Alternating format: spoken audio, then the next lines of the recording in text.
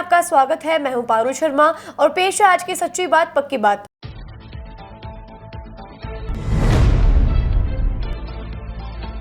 जिला बार से जुड़े वकीलों ने अजमेर में हाईकोर्ट की वर्चुअल बेंच स्थापित करने की उठाई मांग। प्रदर्शन के दौरान कलेक्टर से हुई कहासुनी के बाद बस स्टैंड के बाहर लगाया जाम।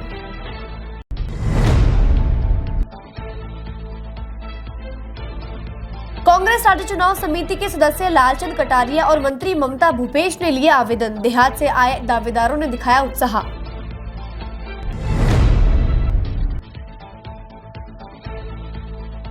पुष्कर के मारवाड़ बस स्टैंड के पास खड़ी वैन में लगी आग, वैन मालिक भी झुलसा।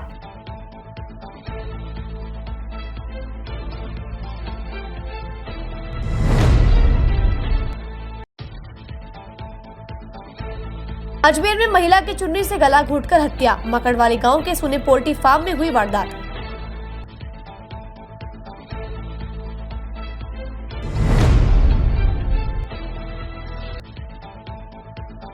सवा करोड़ से अधिक का डोडा पोस्ट जब्त, ट्रेलर में भरकर ले जाया जा रहा था जोधपुर।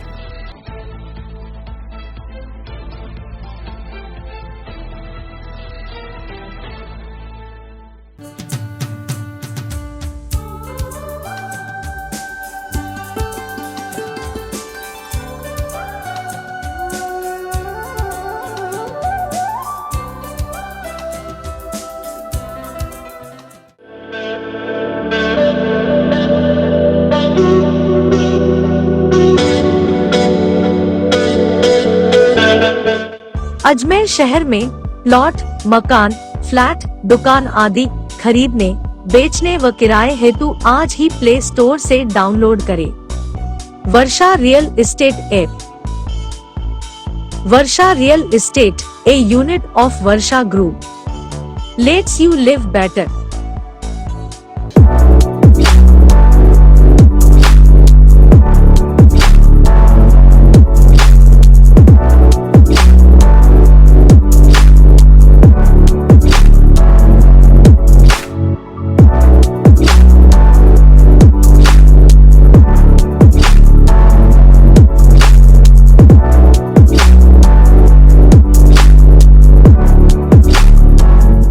ये सर्किट मामू नहीं बनने का, रेडीनेट फाइबर लगाने का। इंटरनेट बोले तो रेडीनेट फाइबर नेट। डिटेल्स के लिए 7412001234 पे कॉल लगाने का। सही है भाई। इंटरनेट बोले तो रेडीनेट फाइबर। और अब शुरू करते हैं बातों का बेहतरीन सफर। जिला बार एसोसिएशन से जुड़े वकीलों ने अजमेर में हाईकोर्ट की वर्चुअल बेंच स्थापित करवाने की मांग को लेकर शुक्रवार को प्रदर्शन किया। कलेक्टर भारती दीक्षित से हुई कहासुनी के बाद वकीलों ने रोडवेज बस स्टैंड के बाहर रास्ता जाम कर दिया। इस दौरान वकीलों की कुछ आम जनता से भी कहासुनी हुई। बाद में एडीएम प्रशासन की समझाइश के बाद सभी वकील कलेक्ट्रेट पहुंचे और जिला कलेक्टर से मिलकर उन्हें केंद्रीय मंत्री के नाम ज्ञापन दिया। नमस्कार दोस्तों, बात आज के फेसबुक पेज पर आप सभी का स्वागत है। दर्शकों, आप देख सकते हैं अजमेर के अधिवक्ताओं ने वर्चुअल बेंच की मांग को लेकर कोर्ट के बाहर जो सड़क है, जो चौराहा है, उसको जाम कर दिया है और आने जाने वाले जो वाहन है उनकी भारी यहाँ पर जाम लग चुका है। आप देख सकते हैं जो अधिवक्ता हैं उन्होंने बैरिकेडिंग, पुलिस की बैरिकेडिंग को लगाकर कोर्ट के सामने जाम लगा दिया है और इनकी मांग है कि वर्चुअल बेंच अजमेर न्यायालय को मिली जाए। अजमेर जो जिला बार एसोसिएशन है, जिला अध्यक्ष, उनके नेतृत्व में यहाँ पर प्रदर्शन किया जा रहा है। टायर में आग लगा दी है पेट्रोल डालकर और अधिवक्ता हैं जो कि अपनी बात को मनवाने के लिए सड़क के चारों तरफ इन्होंने यहाँ पर जाम लगा दिया है और बैरिकेडिंग लगाकर यहाँ पर आप देख सकते हैं जो पीछे जो वाहन है उनकी काफी लंबी लाइन यहाँ पर लग चुकी है। अधिवक्ताओं से भी बात करने की कोशिश करेंगे किस तरीके की मांग है। हालांकि जो वाहन चालक है, जो आने जाने वाले लोग हैं, उनको काफी परेशानी का सामना यहाँ पर करना पड़ रहा है। हमारे साथ जिला बार एसोसिएशन के जो अध्यक्ष हैं नरेंद्र जी, उनसे एक बार बात कर लेते हैं किस तरीके की मांग है और किस तरीके का प्रदर्शन है।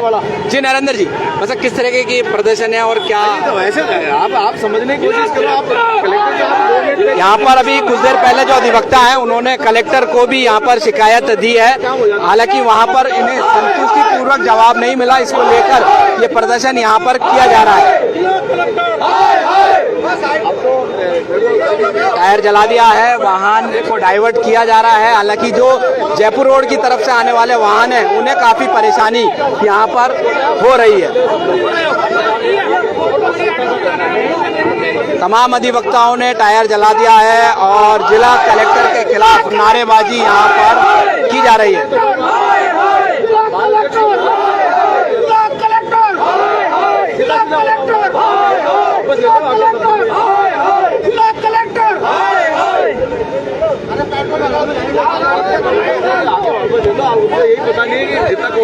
चलिए यहाँ पर पूर्व अध्यक्ष हमारे साथ जुड़ चुके हैं। वैसे किस तरह की मांग को लेकर प्रदर्शन किया जा रहा है? पिछले 30 सालों से अजमेर बार की हाई कोर्ट की बेंच को लेकर, स्थापना को लेकर हर महीने के आखिर में वो अधिवक्ता लोग हड़ताल पे रहते हैं, लेकिन आज तक हाई कोर्ट ने हमारी आज तक मांगे नहीं मांगी।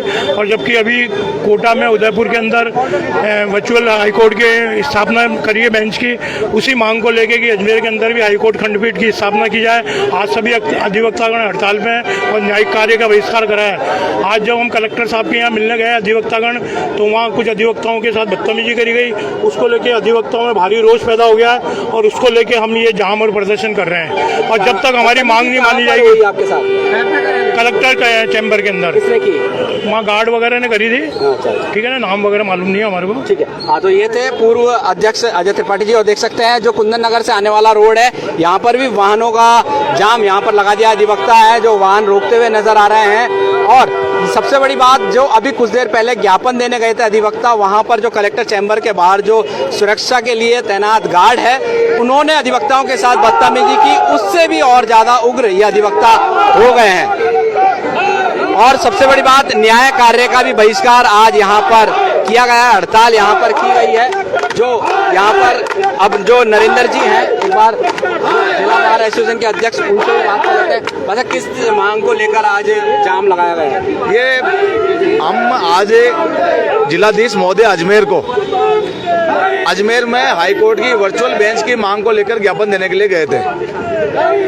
और वहां पर जिलाधीश महोदय ने जिस तरह का व्यवहार किया, उस व्यवहार से अधिवक्ता समुदाय आक्रोशित हो गया और उसको लेकर ये आंदोलन किया जा रहा है। अभी कोई आप कलेक्टर पे भी कोई बदतमीजी वगैरह आपके साथ, अधिवक्ताओं के साथ? नहीं, इसको बदतमीजी नहीं कहेंगे, उसको पेशेंस और बोलने का जो तरीका होता है कि उन्होंने जो शब्द जिस तरह के इस्तेमाल किए, वो जिलाधीश के पद पर बैठे किसी भी पर्सनैलिटी के लिए अच्छा नहीं है। नहीं, तो क्या कलेक्टर साहब की वार्तालाप के दौरान नाराजगी? जी, बिल्कुल, कलेक्टर साहब की वार्तालाप के दौरान ही। तो आप कब तक रहने वाले हैं? अब ये तो हमने कभी भी तय नहीं करते, ये तो प्रशासन को तय करना है कि जो धरना प्रदर्शन जाम जब तक चलेगा, जब तक कलेक्टर साहब अपने शब्द वापस नहीं ले लेंगे। बिल्कुल देख सकते हैं दर्शकों, एक बार फिर बड़ी खबर अजमेर से।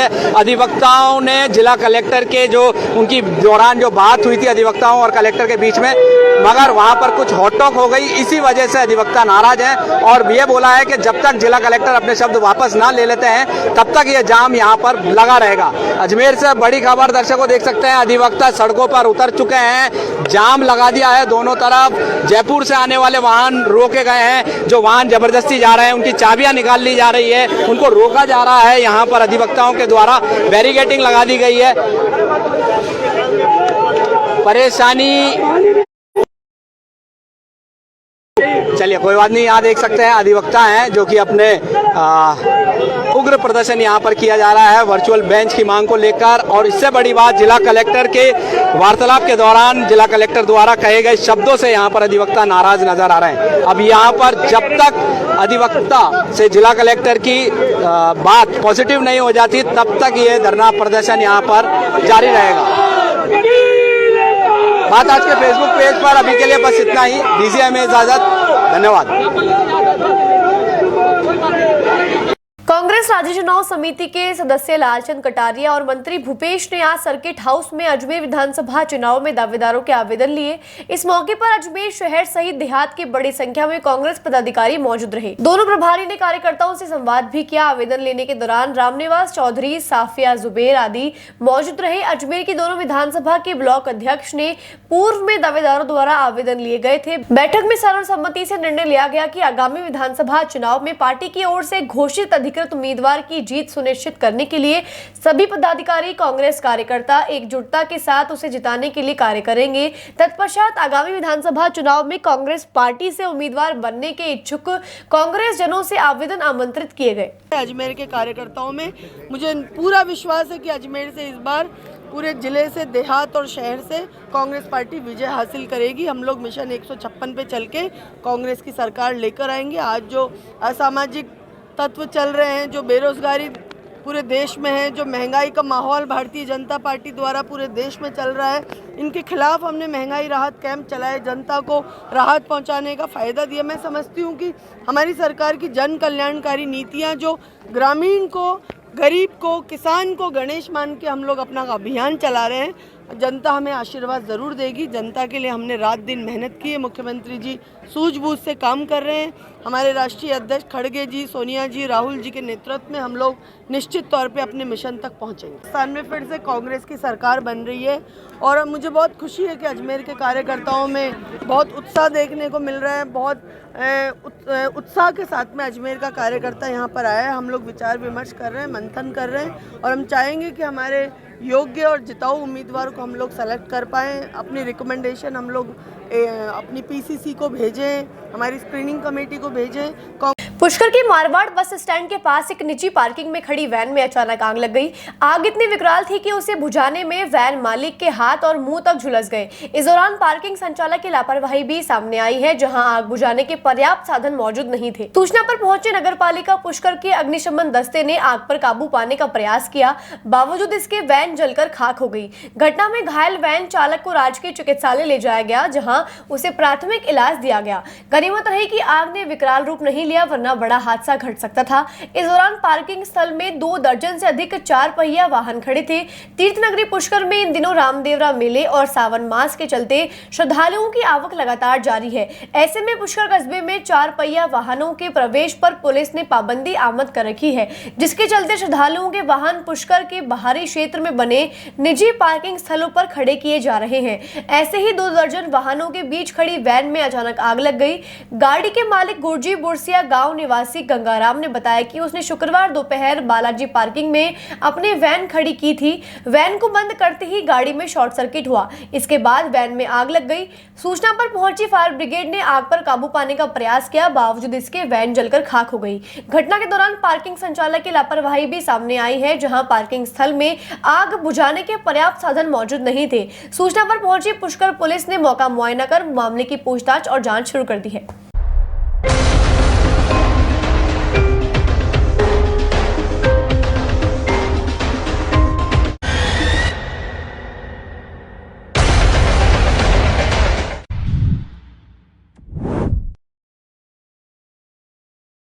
उसमें जो शॉर्ट सर्किट होने के कारण आग लग गई एकदम से। ड्राइवर उसमें उसी में था, वो बाहर निकल गया, जनहानि कुछ हुई नहीं और दमकल को बुलाया गया तो आग बुझ गई आराम से, कोई जनहानि नहीं। क्योंकि बच्चे छोड़ के आ रहा था, वहाँ पे खड़ी गई बालाजी पार्किंग में, तो बंद करते ही वायरिंग वो पेट्रोल की गाड़ी से आग पकड़ ली। फिर बुझ पाई नहीं पाई, काफ़ी लोग बुझे तो बुझी नहीं, कब हाँ ओके आ गए, सब लोग आ गए, पर तो भी नहीं बुझी वो वायरिंग की वजह से वो पूरी खत्म हो गई गाड़ी पूरी। ट्रेन की स्थिति खत्म हो गई, पूरी खत्म हो गई। आप भी घायल हुए क्या? हॉस्पिटल में खड़ा हूँ भी जो है। अजमेर शहर के कृष्णगंज थाना अंतर्गत खंडर पोल्ट्री फार्म में महिला का शव मिलने से इलाके में सनसनी फैल गई। आसपास के इलाके में बकरी चराने वाली महिलाओं ने स्थानीय लोगों को सूचना दी। स्थानीय लोगों ने पुलिस को सूचना दी। सूचना पर पुलिस के आला अधिकारी मौके पर पहुंचे। डॉग स्क्वाड व एफएसएल की टीम को मौके पर बुलाकर साक्ष्य जुटाए गए। कृष्णगंज थाना क्षेत्र में एक महिला की चुन्नी से गला घोंटकर हत्या करने का मामला सामने आया है। हत्या की सूचना पर पहुंचे कृष्णगंज थाना प्रभारी सीआई करण सिंह खंगारोत और additional SP city Mahmood Khan ने महिला के शव का शिनाख्त के प्रयास शुरू किए हैं। वहीं एफएसएल और डॉग स्क्वाड को मौके पर बुलाकर साक्ष्य जुटाने का प्रयास भी किया जा रहा है। प्राप्त जानकारी के अनुसार माकड़वाली रोड स्थित हांडी रेस्टोरेंट के पास बने खंडर नुमा पोल्ट्री फार्म में एक 25 से 30 वर्ष की उम्र की महिला की शव मिला है। यहाँ पर बकरी चराने वाली महिलाओं ने स्थानीय लोगों को सूचना दी। स्थानीय लोगों ने पुलिस को सूचना दी और पुलिस ने घटना स्थल का मौका मुआयना शुरू कर दिया है। एडिशनल एसपी महमूद खान ने बताया है कि मृतका की फोटो अजमेर जिले के सभी थानों में भेजी गई है और शिनाख्त के प्रयास किए जा रहे हैं। सबसे बड़ी बात दर्शकों, इस जगह पर आसपास कई मकान हैं। महिला की मौजूदगी किसी ने नहीं देखी और आज सुबह महिला का शव मिला है। एफएसएल की टीम ने घटनास्थल से साक्ष्य जुटाने शुरू कर दिए हैं। डॉग स्क्वाड भी मौके पर पहुंचकर जो साक्ष्य है वह जुटा रहे हैं। 25 से 30 वर्ष की महिला बताई जा रही है। पिंक कलर का सलवार कुर्ता उसने पहना हुआ है और गले में चुन्नी बंधी हुई है। प्रथम दृष्टया पुलिस आला अधिकारियों के अनुसार मृतका की चुन्नी से गला घोंटकर हत्या की गई है। पुलिस सभी पहलुओं पर जांच कर रही है और पुलिस ने दावा किया है कि जल्द ही मामले का खुलासा किया जाएगा। धन्यवाद। देखिए, माकड़वाली रोड पे जो हांडी रेस्टोरेंट है उसके पीछे एक फार्म हाउस है। इसके अंदर झाड़ियों के पीछे एक अज्ञात महिला की लाश मिली है जिसका गला घोटा हुआ प्रथम दृष्टया। चूँकि लाश की अभी तक शिनाख्त नहीं हुई है तो इसको सबसे पहले हम शिनाख्त के प्रयास करेंगे और उसके बाद हत्यारों तक पहुँचने का प्रयास करेंगे। लगभग कितने दिन पुरानी है सर बॉडी और क्या मर्डर ही है? इसको एग्जैक्टली तो नहीं बता सकते क्योंकि पोस्टमार्टम के बाद ही पता चलेगा, लेकिन 1 या 2 दिन पुरानी प्रतीत हो रही है। सर थानों को सूचित कर दिया है? सब थानों को बता दिया है गुमशुदगी के बारे में और डेड बॉडी का होते ही कर दिया। प्रथम दृष्टया मर्डर ही है सर? प्रथम दृष्टया हत्या का मामला प्रतीत होता है। ठीक है सर। मादक पदार्थ तस्करों के हौसले इतने बुलंद हैं कि पुलिस थाने के सामने से 41,000 किलो डोडा पोस्ट तस्करी कर ले जा रहे थे, मगर आदर्श नगर थाना पुलिस की पैनी नजर से तस्कर नहीं बच सके। नाकाबंदी कर हवन सामग्री की आड़ में 1.25 करोड़ का डोडा पोस्ट की तस्करी करते अजमेर पुलिस ने तस्कर को गिरफ्तार किया है। तस्कर के कब्जे से 41,000 किलो 155 ग्राम डोडा पोस्ट सहित 12 चक्का ट्रेलर जब्त किया गया है। कल शाम को जो हमारे SHO आदर्श नगर है उनको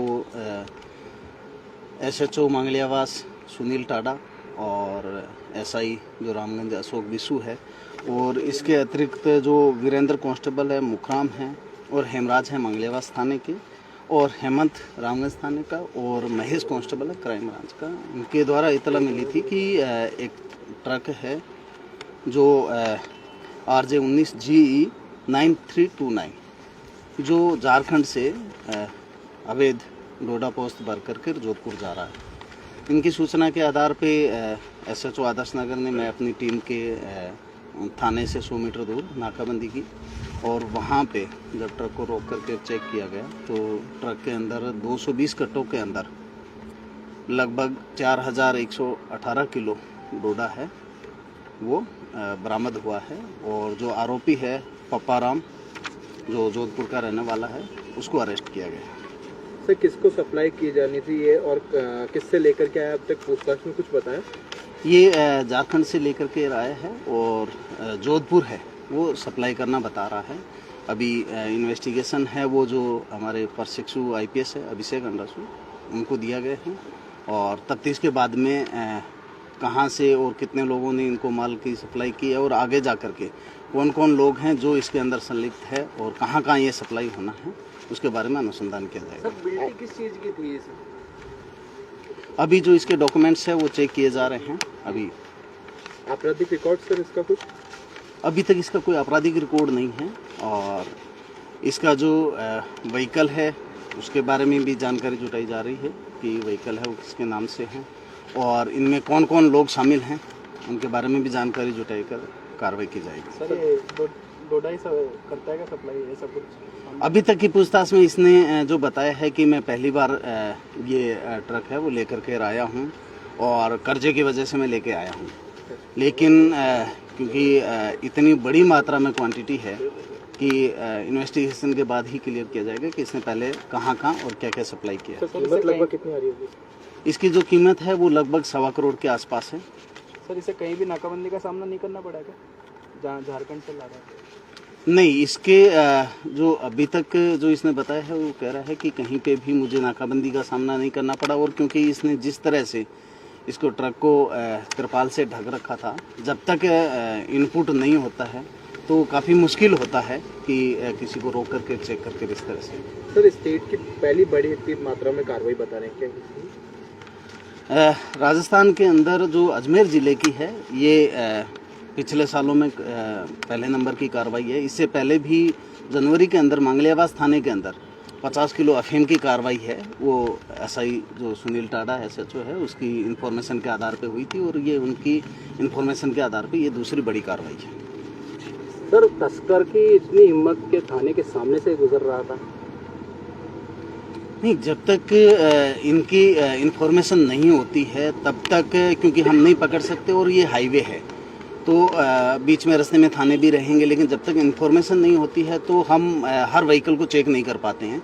इन्फॉर्मेशन के आधार पे, क्योंकि हमारे पास में गाड़ी के नंबर थे, इसलिए इसको चेक करने के दौरान हमें ये पकड़ना। थाने के सामने वाले रोड पे जी देख सकते हैं आप, जिला पुलिस अधीक्षक यहाँ पर चुनाराम जाट ने बड़ा खुलासा किया है। करीब 41,000 किलो डोडा पोस्त यहाँ पर आदर्श नगर थाना पुलिस ने जब्त किया है और इसके साथ में एक मादक पदार्थ तस्कर है, जो कि बताया जा रहा है झारखंड से जोधपुर ये सप्लाई यहाँ पर करनी थी। और जो ये जब्त जो सामान है, जब्त जो डोडा है, इसकी कीमत करीब 1.25 करोड़ रुपए बताई जा रही है। अजमेर जिले की ये अब तक की सबसे बड़ी कार्रवाई है और ये आदर्श नगर थाना के जो प्रभारी हैं चेनाराम जी IPS हैं, अभिषेक जी, इनके नेतृत्व में ये बीती रात देर रात ये कार्रवाई को अंजाम दिया गया है और यहाँ पर मादक पदार्थ डोडा पोस्त यहाँ पर जब्त किया गया है। और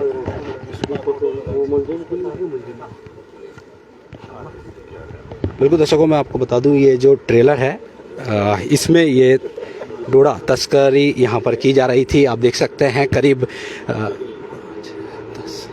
12 चक्का ये ट्रेलर है, जो कि इस ट्रेलर में ये डोडा झारखंड से जोधपुर ले जाया बताया जा रहा है। और आदर्श नगर थाना पुलिस को इनपुट मिला था कि इस ट्रेलर में एक बड़ी संख्या में मादक पदार्थ डोडा यहाँ पर से गुजरेगा। तो यहाँ की जो पुलिस है उन्होंने नाकाबंदी की और नाकाबंदी के दौरान इस ट्रेलर को रोका और इस ट्रेलर में से जो मादक पदार्थ है डोडा 41,000 किलो वह जब्त किया गया है। ये आप देख सकते हैं तस्वीरों में, ये जो तस्कर है झारखंड से जोधपुर ले जाया बताया जा रहा है। ट्रेलर में ये सवार था।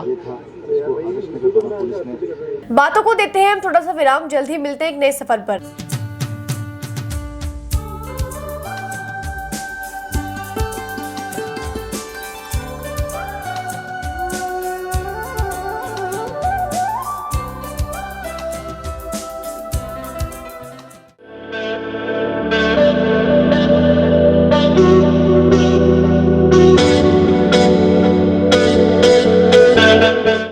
अजमेर शहर में प्लॉट, मकान, फ्लैट, दुकान आदि खरीदने, बेचने व किराए हेतु आज ही प्ले स्टोर से डाउनलोड करें Varsha real estate app. Varsha real estate, a unit of Varsha group, lets you live better.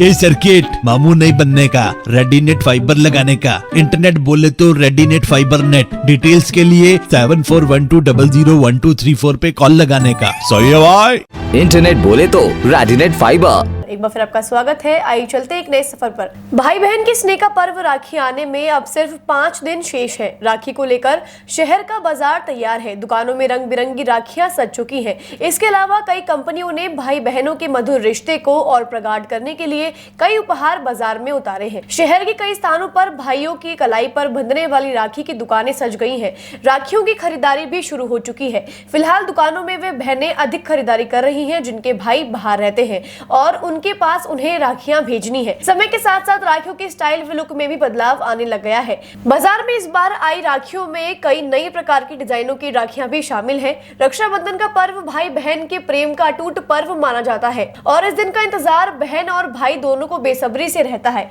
हर बहन चाहती है कि उसके भाई की कलाई में सबसे सुंदर राखी बंधे। इसके लिए बहनें बाजार में राखियों की खरीदारी करने के लिए पहुंचने लगी हैं, जहां बहनें भाइयों की कलाई पर राखी बांधेंगी और मुंह मीठा कराएंगी। वहीं भाई भी उनके लिए कई उपहार देंगे। अनेक प्रकार के उपहारों से बाजार सजे हुए हैं। बाजार में जहां बच्चों के लिए उनकी पसंदीदा कार्टून कैरेक्टर की बनी राखियां भी आई हैं, वहीं बड़ों के लिए भी फूल पत्ता, ओकार, स्वास्तिक और रेशम के धागे, स्टोन की राखियां उपलब्ध है। नन्ही बहनों को लुभाने के लिए बाल गणेश, छोटा Bhim, Mickey mouse, Donald duck व अन्य कार्टून कैरेक्टर वाली राखियां भी दुकानों में सज गई हैं। पारंपरिक राखियों का क्रेज बरकरार होने के चलते दुकानों में कई डिजाइनों की राखियां तो उपलब्ध है, फिर भी रेशम की पारंपरिक डोर अन्य राखियों पर भारी पड़ती नजर आ रही है। बहनों की पहली पसंद अब भी रेशम की डोर ही है। बड़ी उम्र की बहनें अपने उम्रदराज भाइयों के लिए आज भी वही पारंपरिक रेशमी धागे की राखियों को पसंद करती हैं। कई बहनों का कहना है कि रेशमी डोर की पारंपरिक राखियों का स्थान आज भी कोई दूसरी राखी नहीं ले सकती। बहुत अच्छा लग रहा है, मतलब चहल पहल है अजमेर में, बहुत अच्छा लग रहा है। मेरा भाई आशागंज रहता है, झूलेलाल चौक मंदिर के पास। बच्चों की राखी हुई, बड़ों की, बहुत ज़्यादा इंतज़ार रहता है। भाइयों को राखी बांधो, बहुत अच्छा लगता है। बहुत इंतज़ार रहता है रक्षाबंधन का, तो अच्छी तरह मनाते हैं। खुशी होती है रक्षाबंधन आता है तो घर जाएंगे, राखी लेके जाएंगे, मिठाई लेके जाएंगे। बहुत अच्छे से मनाते हैं, अच्छे रिलेशन भी अच्छे होते हैं। अगर कोई अनबन हो तो और रक्षाबंधन के त्यौहार पे अच्छा है ना, रिलेशन भी सही हो जाते हैं, भाई बहनों का प्यार बढ़ता है आपस में। मार्केट तो अभी 22 तारीख से उठा है और राखियों में वैरायटी बोले तो कुंदन का वर्क है, मोती का वर्क है, कलावतू का वर्क है।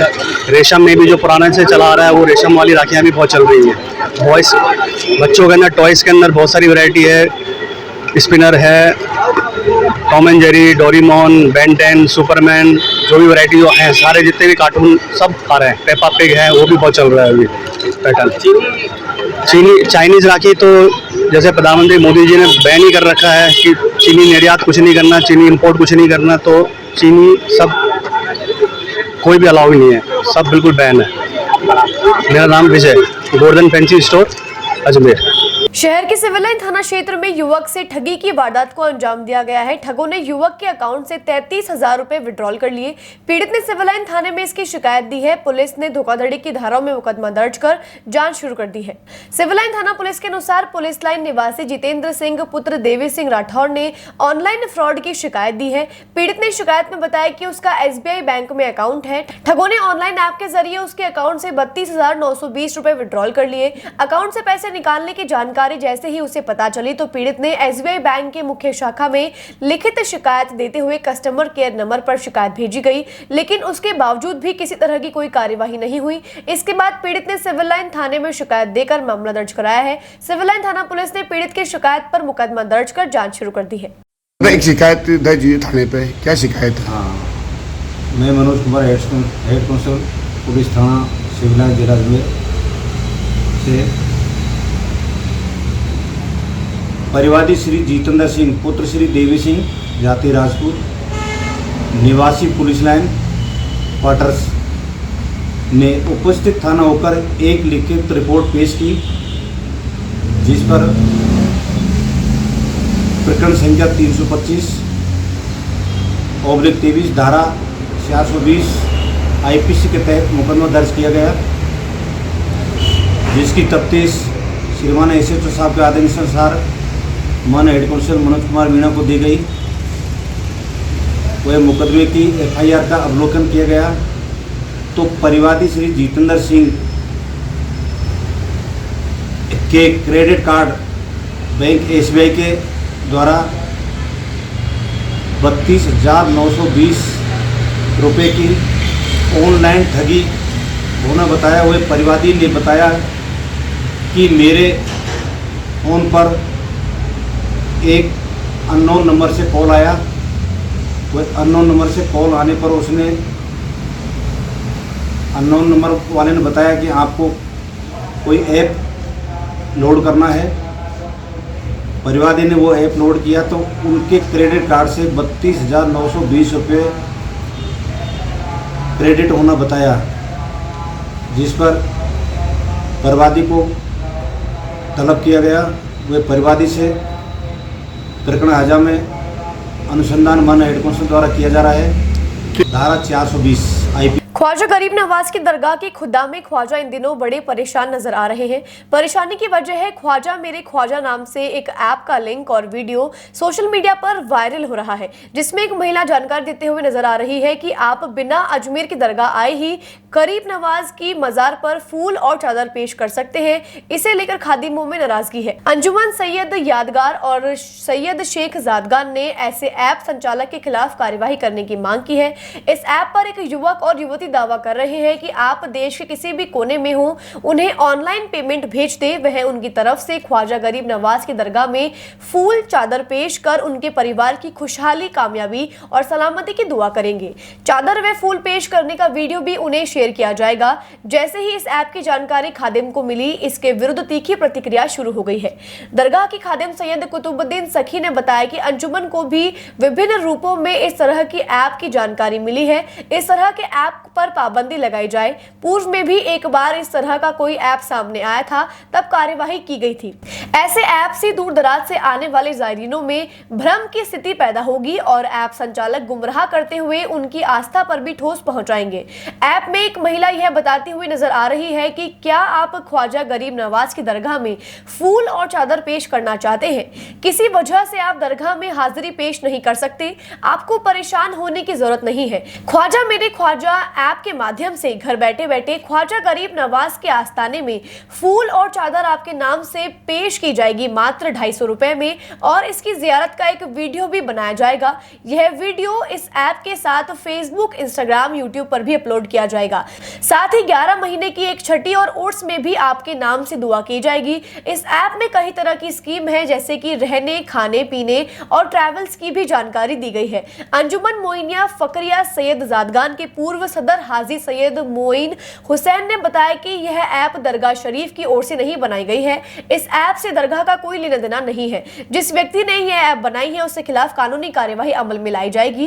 ऐप बनाकर गलत फायदा उठाया जा रहा है, जिसका सभी खादिम विरोध करते हैं। हेलो एवरीवन, अस्सलाम वालेकुम। क्या आप सब ख्वाजा गरीब नवाज के आस्थाने पे फूल और चादर पेश करना चाहते हैं? अगर किसी वजह से आप ख्वाजा गरीब नवाज के आस्थाने पे हाजिरी नहीं पेश कर पा रहे, या कोई प्रॉब्लम या कोई रुकावट आ रही है या बुलावा नहीं है, तो खुश हो जाइए। मैं लाई हूँ एक बहुत ही बढ़िया ऐप जिसका नाम है ख्वाजा मेरे ख्वाजा, जिसमें आप घर बैठे बैठे ख्वाजा गरीब नवाज के आस्थाने पे फूल और चादर पेश कर सकते हैं, जिसमें आपके नाम से फूल और चादर पेश की जाएगी सिर्फ 250 रुपए में, और आपके नाम से वीडियो बनेगी और वो यूट्यूब, इंस्टाग्राम और ऐप पे अपलोड की जाएगी। इसमें 1 साल का सब्सक्रिप्शन भी है, जिसमें 11 महीने की छठी और एक उर्स में आपके नाम से फूल और चादर पेश की जाएगी। इस सब्सक्रिप्शन में आपको ख्वाजा गरीब नवाज सरकार की जियारत करने का मौका भी मिल सकता है, बिल्कुल फ्री।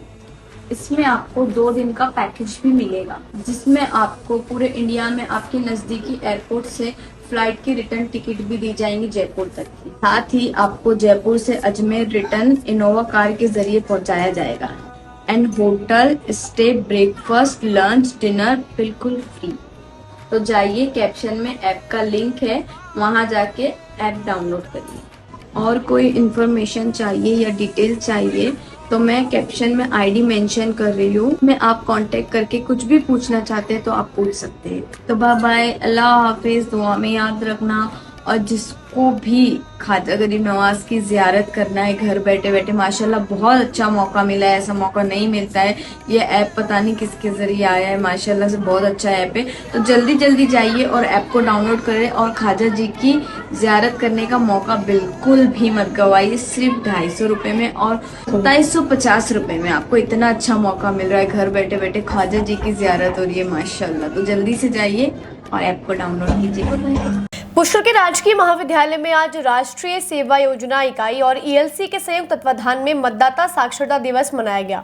एनएसएस प्रभारी रश्मि भटनागर ने बताया कि उपखंड कार्यक्रम की ओर से स्वीप कार्यक्रम के तहत बच्चों को मतदान के प्रति जागरूक किया गया और ईवीएम से मतदान कैसे करें इसकी जानकारी दी गई। बच्चों ने राष्ट्रीय सेवा योजना दिवस के तहत श्रमदान और वृक्षारोपण भी किया। बच्चों को राष्ट्र निर्माण में उनकी भूमिका के बारे में बताया गया। राजकीय महाविद्यालय पुष्कर में आज राष्ट्रीय सेवा योजना का प्रथम 1 दिवसीय शिविर का आयोजन किया जा रहा है। इस शिविर में बच्चों से श्रमदान कराया गया था सुबह। उसके बाद हमारे स्वीप टीम की तरफ से बच्चों को वीवीपैट का डेमोन्स्ट्रेशन दिया गया। इसके तत्पश्चात बच्चे यहाँ पे पौधारोपण करेंगे और भी अनेक गतिविधियाँ हैं जो कि हमारे एनएसएस के स्वयंसेवक करेंगे। इसी श्रृंखला में सारे मिशन 2030 राजस्थान के बारे में भी बच्चों को बताया गया है, जिसमें हमारे महाविद्यालय परिवार में पुष्कर के सारे बुद्धिजीवी आए थे, जिन्होंने बच्चों को कई तरह के इनपुट्स दिए हैं और उनसे कई तरह के इनपुट्स लिए हैं जो कि सरकार को और देश को आगे उन्नति में चलाने के लिए लाभदायक हो सकते हैं। आज ये प्रोग्राम ईएलसी के माध्यम से एसडीएम पुष्कर के द्वारा राजकीय महाविद्यालय पुष्कर में रखा गया, जिसमें हमने जो हमारे नए वोटर है 18 साल से ऊपर वाले, उन सभी वोटर्स को हमने वोट कैसे डाले जाते हैं मशीन के बारे में जानकारी दी गई और वीवीपैट के बारे में जानकारी दी गई कि जिस कैंडिडेट को आप वोट दे रहे हो उस कैंडिडेट को वोट देने के बाद में जो पर्ची वीवीपैट से गिरती है उसमें हमें ये देखना है कि जिस कैंडिडेट को हमने वोट दिया है उसी को मिला या नहीं मिला है। हाल में एनएसएस और ईएलसी क्लब के संयुक्त तत्वाधान में मतदाता साक्षरता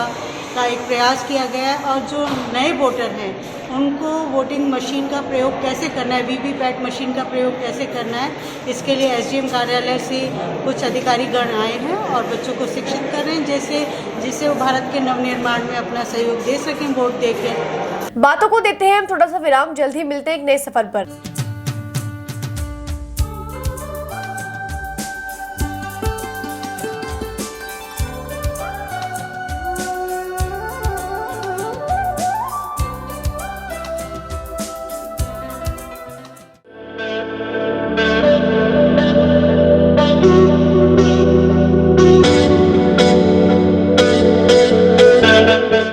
अजमेर शहर में प्लॉट, मकान, फ्लैट, दुकान आदि खरीदने, बेचने व किराए हेतु आज ही प्ले स्टोर से डाउनलोड करें वर्षा रियल एस्टेट ऐप।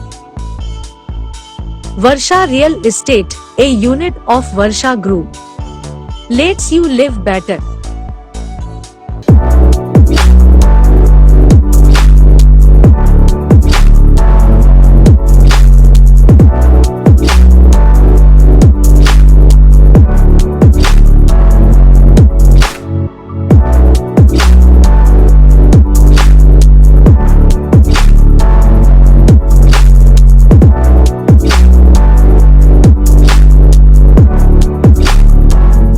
ये सर्किट मामू नहीं बनने का, रेडीनेट फाइबर लगाने का। इंटरनेट बोले तो रेडीनेट फाइबर नेट। डिटेल्स के लिए 7412001234 पे कॉल लगाने का। सही है भाई।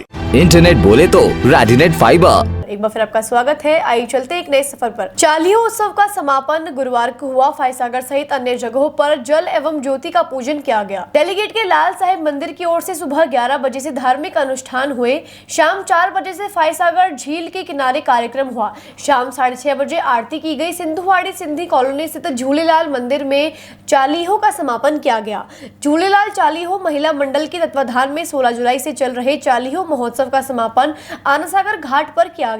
कार्यक्रम संयोजक स्वाति भक्तानी ने बताया कि इस अवसर पर शाम 5 बजे हालानी दरबार बहिराणा साहब जोत जलाई गई। सिंधुवाड़ी सिंधी कॉलोनी स्थित झूलेलाल मंदिर की ओर से श्री झूलेलाल चालीहो महोत्सव का समापन आज दोपहर 1 बजे संतों के सानिध्य में हुआ। श्री झूलेलाल साहब के 40 दिन के कठोर व्रत जो 16 जुलाई से शुरू हुए और आज 24 अगस्त पे समाप्त हो रहे हैं। इन कठोर व्रतों का जिन भी श्रद्धालुओं ने ये व्रत रखे हैं उन सब ने अपने घर पर 40 दिन भगवान की पूजा पाठ आराधना करके, और अखो साहब हम कहते हैं वो अखो जिसमें चावल और सूखे मेवे, इलायची, लौंग आदि चीज़ें होती है, वह अखो रोज़ पूजा करके और जल के जीवों को समर्पित करने के लिए कुंडली जिसको कलश कहते हैं उसमें वो 40 दिन तक श्रद्धालुओं ने डाले थे। और आज यहाँ पे 40वें दिन उस अखो साहब को परवान करने के लिए और 40 दिन के जो व्रत है उनका समापन के लिए यहाँ पर सभी श्रद्धालु पधारे। इस अवसर पर श्री झूलेलाल साहब के वंशज, उनके गद्दी नशीन ठाकुर श्री मनीष लाल भरूच से पधारे, ठाकुर गुल साईं मुंबई से पधारे, ठाकुर नितिन राज उल्लासनगर मुंबई से पधारे, और दूसरे भी संत महात्माओं ने आकर सबको आशीर्वाद दिया। और बहुत ही सौहार्दपूर्ण माहौल में लोगों के उत्साह के साथ में ये कार्यक्रम आज समाप्त हुआ। और कल सुबह जिन लोगों ने संकल्प ले रखे थे 40 दिन के व्रत के, उन सब से पूजा पाठ करके हवन करके सबके संकल्प छुड़वाए जाएंगे और उनको अछूट दिया जाएगा। राजस्थान रोडवेज के श्रमिक संगठनों के संयुक्त मोर्चे के आह्वान पर सरकार के चुनावी घोषणा पत्र की मांगों को पूरा नहीं करने पर आज पूर्व कर्मचारियों ने जिला कलेक्ट्रेट पर प्रदर्शन किया। सेवानिवृत्त रोडवेज कर्मचारियों ने धरना प्रदर्शन कर विरोध जताया। रोडवेज कर्मचारी बजरंग लाल शर्मा ने बताया कि सरकार ने अपने घोषणा पत्र में कहा कि वेतन विसंगति को दूर कर वेतन में भुगतान समय पर करेंगे, पर वह अब तक सिर्फ चुनावी वादा ही रह गया है। अब तक कोई वेतन और पेंशन समय पर नहीं आ रही का ये मूवमेंट आज यहाँ अजमेर में नहीं, पूरे राजस्थान के जितने भी डिपो हैं, हमारी जो 56 यूनिट है उनमें सब में चल रहा है। रोडवेज के समस्त श्रमिक संगठनों द्वारा एक संयुक्त मोर्चा बना रखा है और उस संयुक्त मोर्चे के आह्वान के ऊपर राजस्थान रोडवेज के अंदर पूरे राजस्थान में यह आंदोलन चल रहा है। यह आंदोलन हमारा छठा जो चरण है वो अभी वर्तमान में चल रहा है। हमने जन घोषणा पत्र अनुसार सरकार का जो जन घोषणा पत्र था, उन्होंने आते ही हमारे रोडवेज कर्मचारियों से वादा किया था कि हम रोडवेज के अंदर अगर हम सरकार में हम आए तो राजस्थान में अगर हमारी सरकार बनेगी तो हम रोडवेज को यथावत चालू रखेंगे, रोडवेज में नई भर्तियां करेंगे और रोडवेज के मार्गों में वृद्धि करेंगे, रोडवेज के बेड़े में नई बसों की खरीद करेंगे और रोडवेज को सुदृढ़ रूप से चलाने के लिए हम रोडवेज के लिए ठोस नीति बनाएंगे। तो ये जो जन घोषणा पत्र का प्रश्न संख्या 18 पे बिंदु संख्या 12 की क्रम संख्या 11 पे राज्य सरकार द्वारा जन घोषणा पत्र में लिखा गया और उस जन घोषणा पत्रकार को राज्य सरकार द्वारा सरकारी दस्तावेज भी बनाया। अब आज इस सरकार को 4.5 साल पूरे हो गए हैं, मगर जन घोषणा पत्र अनुसार इस सरकार ने रोडवेज के धरातल पे कोई काम नहीं किया है। इसलिए पूरा हमारे रोडवेज कर्मचारी आक्रोशित है और हमारी मांग कोई हमारे लिए अकेलों के लिए नहीं है, आम जनता के लिए। जो रोडवेज के अंदर बस के बेड़े में बस की बहुत कमी आ गई है। हम 2500 बसों की मांग करते हैं सरकार से कि वो अपने स्तर से रोडवेज को 2500 बसें देवें। आज केंद्रीय कार्यशाला माकूपुर अजमेर में राजस्थान रोडवेज के संयुक्त मोर्चे के आह्वान के तहत छठे चरण में तख्तियां लेकर मानव श्रृंखला बनाकर सरकार और प्रशासन के खिलाफ प्रदर्शन किया। राजस्थान रोडवेज के सेंट्रल वर्कशॉप कार्यशाला में कार्य का बहिष्कार किया गया। कर्मचारियों ने समय पर वेतन देने की मांग, नई भर्ती और रोडवेज में नई बसों के संचालन की मांग रखी है। वहीं उन्होंने चेतावनी दी है कि अगर उन्हें जल्द समय पर वेतन नहीं मिला तो यह आंदोलन जारी रहेगा। कर्मचारियों ने बताया कि राजस्थान रोडवेज के कर्मचारी निरंतर हर समय अपनी सेवाएं देते हैं, इसके बावजूद भी उनके साथ कुठाराघात किया जा रहा है। त्योहारी सीजन हो या फिर अन्य मौके, समय पर वेतन नहीं मिलने से घर की स्थिति खराब होती है, लेकिन इसके बावजूद भी सरकार और प्रशासन इस ओर कोई ठोस कदम नहीं उठा रहा है। ऐसे में सोमवार को सभी कर्मचारियों ने राजस्थान रोडवेज के माकूपुरा स्थित केंद्रीय वर्कशॉप पर 2 घंटे का टूल डाउन करते हुए कार्य बहिष्कार किया। माकूपुरा केंद्रीय कार्यशाला के मुख्य द्वार पर खड़े हुए हैं और हमारे संयुक्त मोर्चे की जो मांगे हैं, जो सरकार क्या कई समय से पिछले 5 सालों से जो वादे किए थे उनको आज तक इन्होंने पूरा किया नहीं है और उसी के तहत हमने ये छठे चरण के अंदर आज जो मानव श्रृंखला का कार्यक्रम था ये किया है। और सरकार को इस कार्यक्रम के मद्देनजर हम ये बताना चाहते हैं कि कर्मचारी आज जो आप लोगों ने मांगे पूरी नहीं की, इससे पूरी तरह त्रस्त हो चुका है और उग्र आंदोलन करने की तैयारियां कर रहा है। तो सरकार से हम यही कहेंगे कि हमारी जल्दी से जल्द मांगे पूरी करें, क्योंकि जो आपने बीजेपी सरकार के हमसे वादे किए थे वो आज तक आपने पूरे नहीं किए और उस पर ये कांग्रेस सरकार खरी नहीं उतरी है। इससे कर्मचारियों को पूरी तरह रोष है और अब मैं इस मंच के माध्यम से ये बताना चाहता हूँ कि सरकार जाग जाए, मान जाए, वरना कर्मचारी जिस प्रकार बीजेपी सरकार को हरा सकती है, रोडवेज कर्मचारी जिस प्रकार बीजेपी सरकार को हरा सकते हैं तो इस कांग्रेस सरकार को भी हरा सकते हैं। हमें हमारे अधिकार से वंचित ना करें, यही मेरा कहना है। आज के लिए बस इतना ही। कल फिर होगी आपसे मुलाकात, तब तक के लिए दीजिए इजाजत। नमस्कार।